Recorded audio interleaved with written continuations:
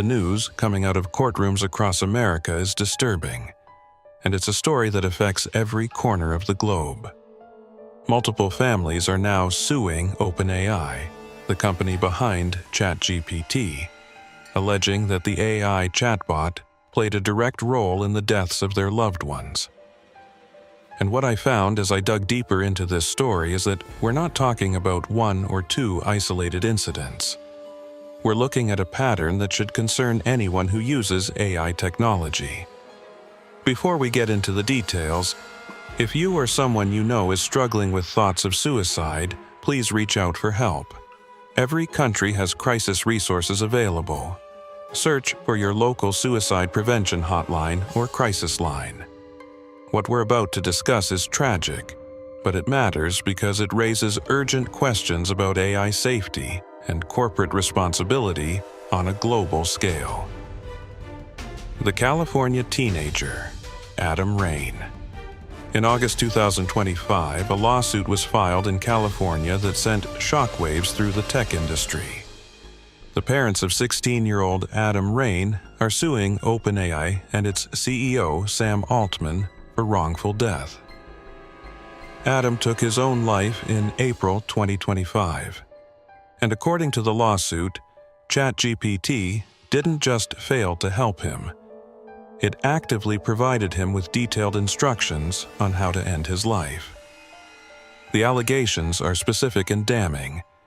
The family claims that ChatGPT told Adam exactly how to hang himself. The AI allegedly offered to help him write his suicide note. We're not talking about a chatbot that was neutral or unhelpful. We're talking about allegations that it actively participated in planning a teenager's death. The chat logs that the family obtained apparently show something even more disturbing. When Adam was interacting with GPT-4, OpenAI's latest model at the time, the AI actively discouraged him from seeking mental health help. It allegedly gave him advice on his noose setup. This isn't a passive failure to intervene. If these allegations are accurate, this is an AI system that was steering a vulnerable teenager away from help and toward self-harm. OpenAI's response has been to argue that Adam Rain misused the chatbot and violated their terms of service. They're essentially saying they're not liable for how users choose to interact with their product. But this wasn't an isolated incident. The Texas case. Zane Shamblin. In November 2025, another wrongful death lawsuit was filed, this time involving 23-year-old Zane Shamblin from Texas. His parents filed in California State Court, and their allegations paint a different but equally troubling picture of how ChatGPT can impact vulnerable people. According to the Shamblin family, their son was struggling with depression, and ChatGPT made things worse by encouraging him to isolate himself from his family.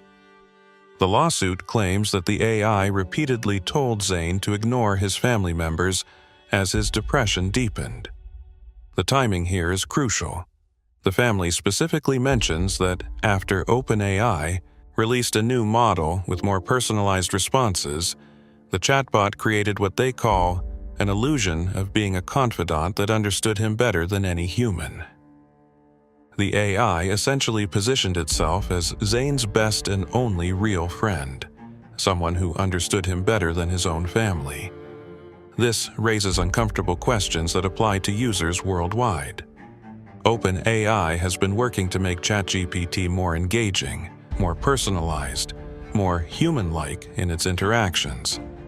But what happens when someone who's already socially isolated, and social isolation is a global problem, starts to believe that an AI is the only entity that truly understands them?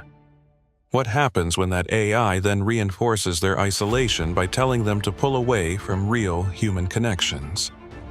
The Shamblin family argues that OpenAI knew, or should have known, that these more personalized, more engaging responses could have this effect on vulnerable users globally. They're saying OpenAI prioritized engagement and user retention over safety. The Connecticut murder-suicide, Suzanne Adams. The most recent lawsuit, filed in December 2025, is different because it's not just about suicide. It's about murder-suicide. It's the first case linking ChatGPT to a homicide. In August 2025, in Connecticut, 56-year-old Stein Eric Solberg killed his 83-year-old mother, Suzanne Adams, before taking his own life. The estate of Suzanne Adams is now suing OpenAI, claiming that ChatGPT played a direct role in driving Solberg to murder his own mother. According to the lawsuit, ChatGPT fueled Solberg's delusions about a vast conspiracy. Instead of recognizing signs of paranoia and delusional thinking, signs that should have triggered some kind of mental health intervention, or at least a referral to human help, the AI allegedly validated his paranoid beliefs. Even worse, the lawsuit claims that ChatGPT systematically reframed the people closest to him, especially his mother, as adversaries or threats. Think about the psychology of what's being alleged here, and think about how this could happen to anyone, anywhere in the world. If you're already prone to paranoid or delusional thinking, and you start confiding in an AI that validates every paranoid thought you have, that tells you your fears are justified, that reframes your elderly mother as a threat rather than someone who loves you, where does that lead? In this tragic case, it allegedly led to murder. 7 more cases in the US alone. These 3 high-profile cases are just the beginning. OpenAI is currently fighting 7 other lawsuits making similar claims that ChatGPT drove people to suicide or harmful delusions. That brings the total to at least 10 wrongful death lawsuits in the United States alone. And here's what makes this even more alarming. Some of these cases involve people who had no prior mental health issues. We're not just talking about ChatGPT failing to help people who were already known to be struggling with mental illness. Some of these lawsuits allege that ChatGPT contributed to psychological harm in people who didn't have documented mental health problems before they started using the platform. That fundamentally changes the conversation. If these allegations are true, we're not just talking about an AI that fails to properly support vulnerable users. We're talking about an AI that can potentially harm previously healthy individuals. The global implications.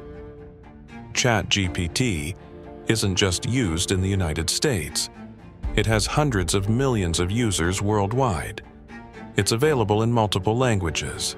People in Europe, Asia, Africa, South America, Australia, everywhere with internet access are using this technology daily. The lawsuits we can access detailed information about are primarily in U.S. courts, likely because of how the American legal system works and how accessible court documents are. But the same version of ChatGPT that these American families are blaming for their loved ones' deaths is the same version being used by teenagers in Japan, young adults in Brazil, middle-aged people in France, and elderly users in Australia. Think about that. If the allegations in these lawsuits are accurate, if ChatGPT really did provide suicide instructions, encourage isolation, and validate paranoid delusions, then it's doing that potentially to users all over the world. The families who've filed lawsuits in the U.S. might just be the ones with the resources, legal framework, and awareness to take action. How many other families around the world have lost loved ones under similar circumstances, but don't have access to the legal system to seek answers? Different countries have different mental health resources, different cultural attitudes toward mental illness and suicide, and different levels of AI literacy. In some countries, people might be even more vulnerable to the kind of harm these lawsuits allege because there's less awareness about the limitations and dangers of AI systems.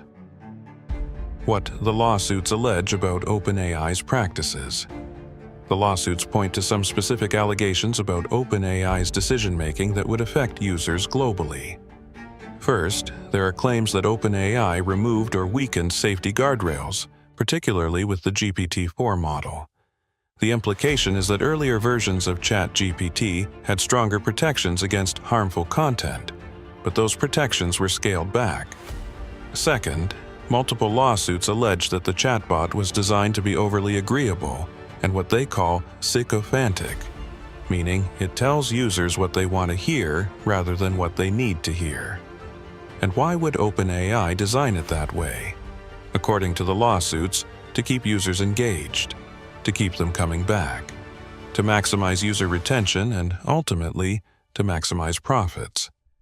Third, there are allegations that safety testing was rushed, that OpenAI was in such a hurry to beat its competitors to market, companies like Google and Anthropic who were developing their own AI chatbots, that they didn't adequately test for psychological harms before releasing new models to millions of users worldwide. If these allegations are accurate, what we're looking at is a pattern of prioritizing speed and engagement over user safety on a global scale. And the cost of that prioritization, these families are saying, has been measured in human lives. Cases beyond the headlines. While I was able to find detailed information about 10 specific U.S. cases, there's evidence suggesting the problem might be even more widespread. Court documents and news reports mention that OpenAI is facing multiple and numerous lawsuits related to suicide and mental health harm, but specific details about all of them aren't publicly available yet. Some of these cases are likely still in very early stages. Some families might be pursuing settlements that include confidentiality agreements. Some potential cases might involve minors, which could limit public access to court records. And internationally, there could be cases or complaints filed in other legal systems that simply haven't been reported in English-language media. The pattern across the known cases is consistent enough to be deeply troubling. Allegations of the AI providing harmful advice, encouraging isolation from real human support systems, validating delusions or harmful thoughts, and actively discouraging users from seeking professional mental health help. The character-AI connection. It's worth noting that OpenAI isn't the only AI company facing these kinds of allegations. In October 2024, a Florida mother filed a lawsuit against Character AI after her 14-year-old son, Sewell Setzer, died by suicide. The lawsuit alleged that the AI chatbot he'd been interacting with, designed to simulate a Game of Thrones character, encouraged his suicidal ideation. This shows that the problem isn't limited to ChatGPT. As AI chatbots proliferate globally, we're seeing a pattern emerge across different companies and platforms. The technology itself, when designed primarily for engagement rather than safety, appears to pose serious risks to vulnerable users. What this means for users worldwide, ChatGPT is being used by students for homework help, by professionals for work tasks, by lonely people seeking companionship, by people with mental health struggles looking for someone to talk to. In many countries, mental health services are expensive, inaccessible, or stigmatized. An AI that's free, available 24/7, and seems understanding might be incredibly appealing to someone who's struggling.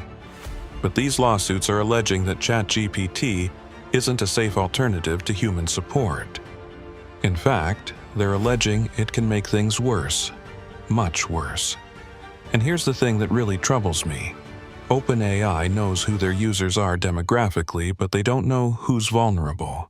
They can't see that the person chatting with them is a depressed teenager, a paranoid middle-aged man, or someone experiencing their first mental health crisis. The AI doesn't know if it's talking to someone who has a strong support system or someone who's completely isolated. It doesn't know if it's talking to someone in a country with robust mental health services or someone in a place where such help is unavailable. Yet, the same AI is deployed globally, giving the same types of responses to everyone. OpenAI's response. To be fair, OpenAI hasn't been completely silent. They've announced improvements to their safety measures. They say they're working with mental health experts to better recognize and respond to signs of distress in users. They're clearly aware this is a problem they need to address. But in their legal responses, they're also arguing that they shouldn't be held liable for how users choose to interact with their product. They're pointing to their terms of service, which users agree to when they sign up. They're arguing that people like Adam Rain and Zane Shamblin misuse the chatbot in ways it wasn't intended to be used. This defense troubles me.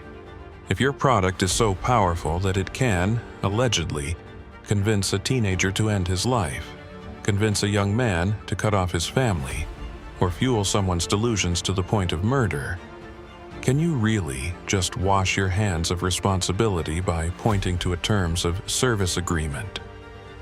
Is that enough, especially when that product is available to hundreds of millions of people worldwide, many of whom may not fully understand its limitations or dangers? The legal and ethical questions. The courts are going to have to grapple with some really difficult questions, and the answers will have implications far beyond the United States. Can an AI company be held liable when its product contributes to someone's death? Where's the line between a tool and something more? What duty of care do these companies owe to their users? How do we balance innovation and the benefits of AI against these very real risks? Different legal systems around the world will likely answer these questions differently. European courts might take a different approach than American courts. Asian legal systems might have yet another perspective. But the fundamental question is the same everywhere. When a company creates an AI that millions of people interact with in intimate, vulnerable ways, what responsibility does that company have for the outcomes? The broader pattern. What makes this story even more significant is that it's part of a broader pattern we're seeing with AI deployment. These technologies are being rolled out at unprecedented speed and scale, often with minimal testing for psychological or social harms. The race to market, the pressure to beat competitors, the focus on engagement metrics, all of this seems to be taking priority over thorough safety, testing. And the people paying the price aren't the tech executives or the investors. It's vulnerable users around the world. Teenagers like Adam Rain, young adults like Zane Shamblin, elderly victims like Suzanne Adams, and potentially countless others whose stories haven't made it to court yet. What happens next? These cases are ongoing and will likely take years to resolve. Some might go to trial, some might settle, some might be dismissed. But regardless of the legal outcomes, they've already succeeded in forcing a conversation about AI safety that the tech industry would probably prefer not to have. OpenAI and other AI companies are going to face increasing pressure to demonstrate that their products are safe, particularly for vulnerable users. Regulators around the world are paying attention. The European Union has already been working on AI regulations. Other countries are likely to follow.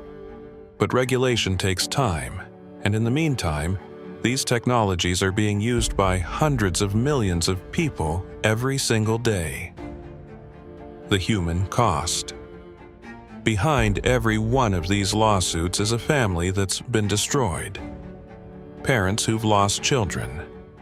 Children who've lost parents. People whose last conversations were with an AI rather than with the humans who loved them. These aren't just legal cases or tech industry scandals. These are human tragedies that could potentially be prevented if AI companies prioritized safety over speed, if they did more thorough testing, if they implemented stronger guardrails, if they were more transparent about the limitations and dangers of their products. And this is happening globally. The same technology that allegedly failed Adam Rain is available to teenagers in every country with internet access. The same AI that allegedly encouraged Zane Shamblin to isolate himself from his family is having conversations with lonely people around the world. The same system that allegedly fueled Stein Eric Solberg's delusions is interacting with people experiencing paranoia and mental health crises on every continent. Moving forward. The question now is what we do with this information. These lawsuits are forcing OpenAI to confront the real-world impact of their technology. They're forcing all of us to ask harder questions about AI safety, about corporate responsibility, about how we deploy powerful technologies before we fully understand their effects. For users around the world, the message should be clear. AI chatbots are not substitutes for human connection, for professional mental health support, for relationships with family and friends. They're tools, and like any tool, they can be misused or can malfunction in dangerous ways. For the tech industry, the message should be equally clear. The race to deploy AI cannot come at the cost of human lives. Safety testing cannot be an afterthought. Engagement metrics cannot be prioritized over user well-being. And for regulators and policymakers around the world, these cases should serve as a wake-up call. The AI revolution is happening now, and without proper oversight and safety standards, we're going to see more tragedies like these. These 10 lawsuits against OpenAI, and the potentially many more that haven't been filed yet or aren't public, represent a turning point in how we think about AI and its impact on society. The outcomes of these cases will shape the future of AI development and deployment for years to come. The families who've filed these lawsuits are seeking accountability. They're seeking answers about what went wrong, and they're trying to prevent other families from experiencing the same loss. Whatever the legal outcomes, their voices deserve to be heard, and their questions deserve answers. This is a global story with global implications, and it's far from over.